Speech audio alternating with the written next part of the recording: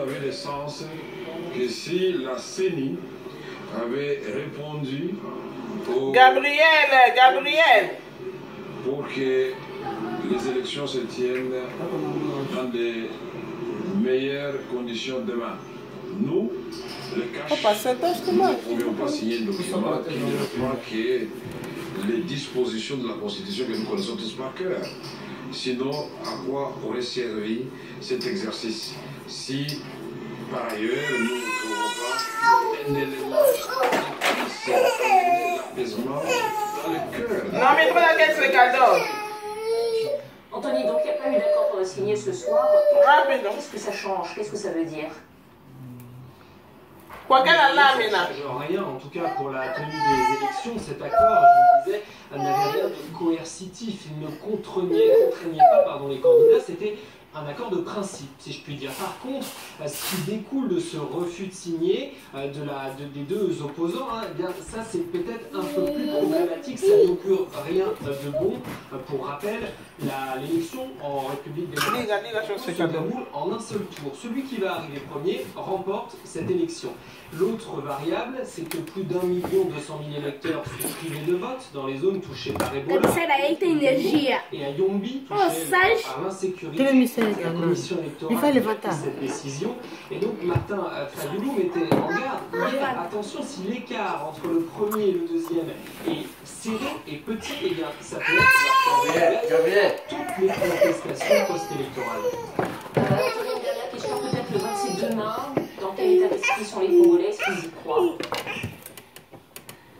Et écoutez, on n'a jamais été aussi proche des élections ici au Congo et pourtant personne n'y croit. C'est presque trop beau pour être vrai. Pourtant, il y a quand même de fortes chances affirmatives à 100% que le vote est effectivement bien lieu demain.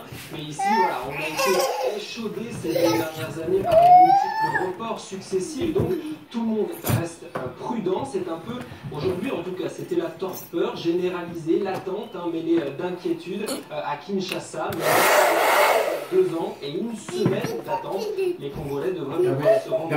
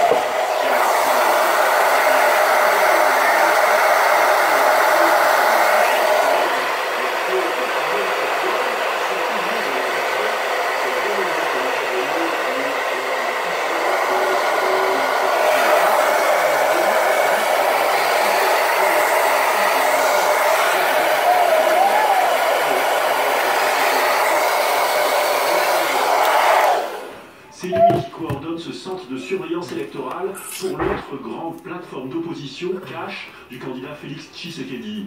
Mais lui aussi doit rattraper le temps perdu et il accuse la CENI de partialité. Nous faisons face à une difficulté en termes de l'accréditation de nos témoins. L'administration de la CENI nous rend la tâche extrêmement difficile dans ce sens que l'obtention des macarons de nos témoins s'avère un parcours de combattants. Ils nous ont promis que la journée de samedi, qui est la dernière journée avant le scrutin de demain, ils vont